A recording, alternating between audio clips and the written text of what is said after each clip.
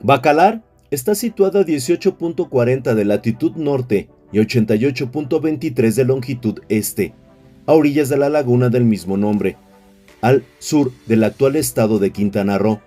Por su ubicación geográfica y sus posibilidades de comunicación con el mar y la región circundante, Bacalar es, desde la época prehispánica y hasta finales del siglo XX, un sitio de importancia totalmente estratégica.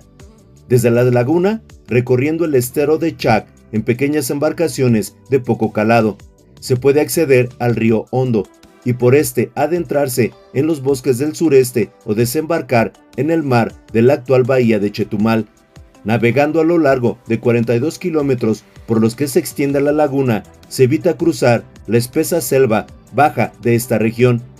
En épocas de lluvia, en las tierras bajas inundables entre la zona norte de la laguna y la bahía, forman canales que te ofrecen acceso al mar.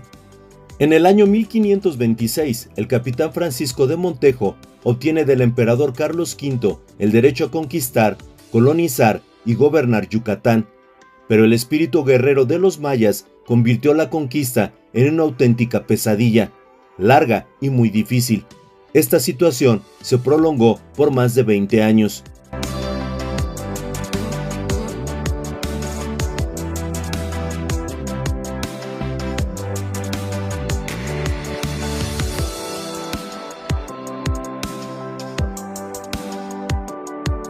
Durante los primeros años de la presencia española en el Nuevo Mundo, 3 expediciones que zarparon de la isla de Cuba descubren y exploran las tierras de Yucatán.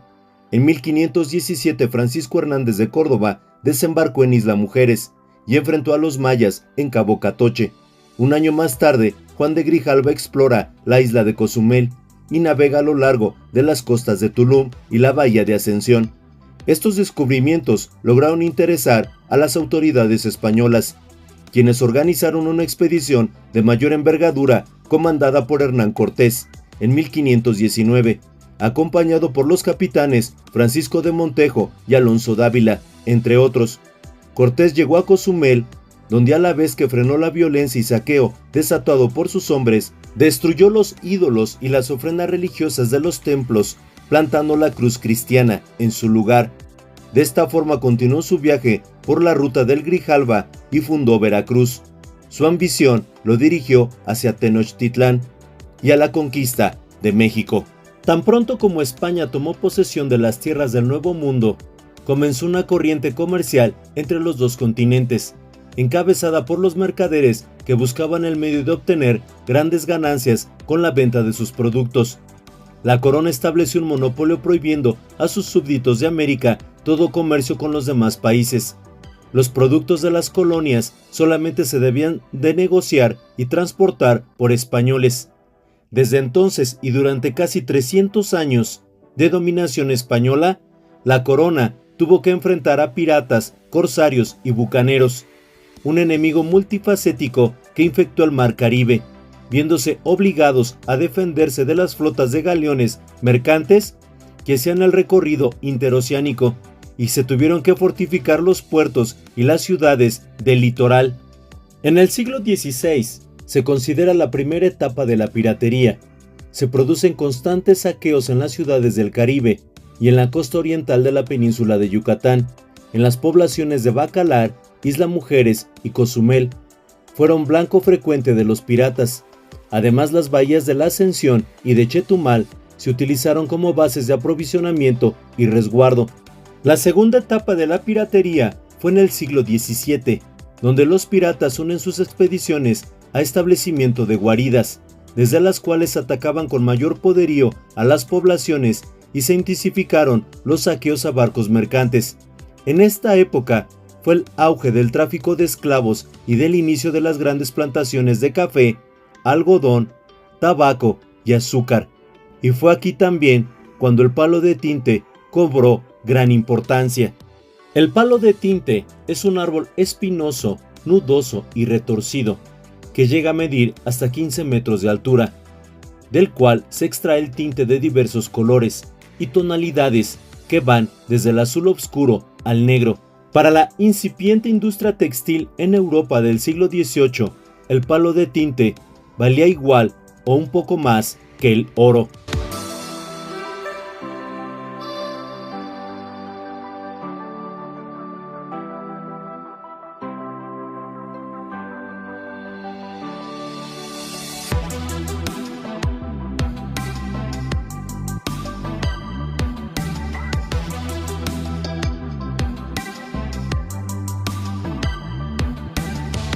En esos siglos, los piratas se denominaban de dos formas.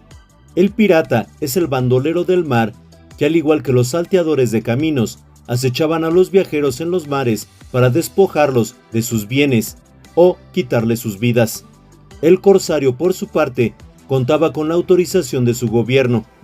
El nombre significa patente de corso, para atacar barcos de España y Portugal, que en esos años eran enemigos de Francia e Inglaterra, a cambio de una parte del botín. En las Antillas surgieron además los bucaneros, que eran cazadores primero y ganaderos después, que más tarde se unieron a los piratas, construyendo la cofradía de los Hermanos de la Costa.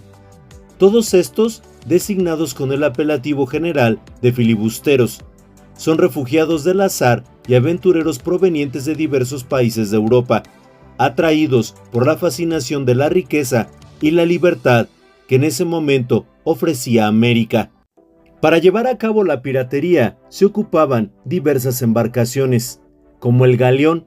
Desde el siglo XVI hasta la primera mitad del siglo XVII fue el barco más empleado en la guerra y viajes transoceánicos. También existía el navío de línea, surgidos a mediados del siglo XVII. Es el primero con 3 puentes armado con cañones. Es más veloz y maniobrable que el galeón. También se ocupaba una embarcación que se denomina bergantín. Es un barco rápido y maniobrable surgido en la segunda mitad del siglo XVII. Se caracterizaba por aparejar velas cuadradas de gran superficie en sus 2 mástiles, con una vela cangreja en el palo mayor.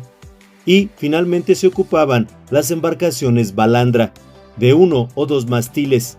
Es una de las embarcaciones favoritas de los piratas del siglo XVIII. Sus grandes dimensiones y el aparejo de su valamen le confieren agilidad y mucha rapidez. Derivado de todo esto es que en el año 1733 se decide construir el fuerte de San Felipe, el cual constituye un bastión contra los ataques de los piratas y contrabandistas del Palo de Tinte. El foso que lo rodea y las estacas puntiagudas que en el siglo XVIII se colocaron en el fondo hacían casi imposible de vencer sus murallas.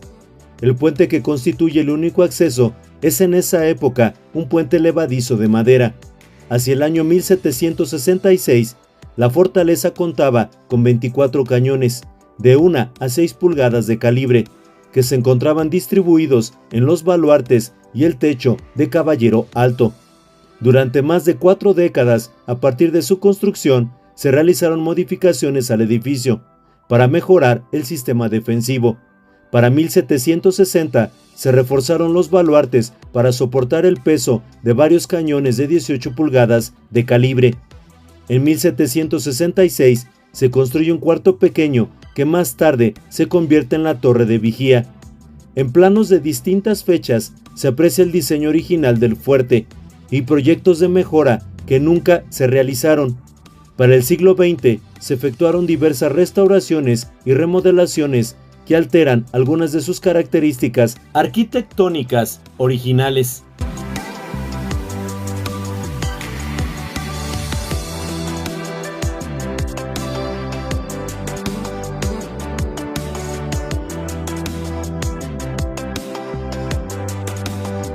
Si visitas Bacalar, un lugar muy recomendable es visitar el Fuerte de Bacalar.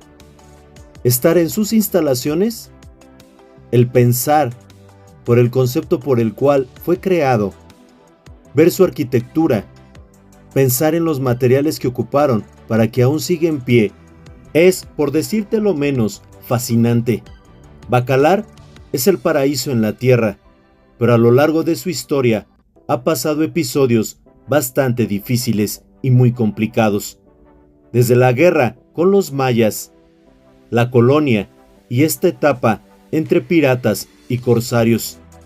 que cuando tú veías en este horizonte los barcos piratas o los barcos de corsarios, se tenía que defender, bacalar con todo lo que se tenía. Imagínalo y dimensiónalo a aquellos años. Gracias por tu atención y que tengas un extraordinario día. Hasta pronto.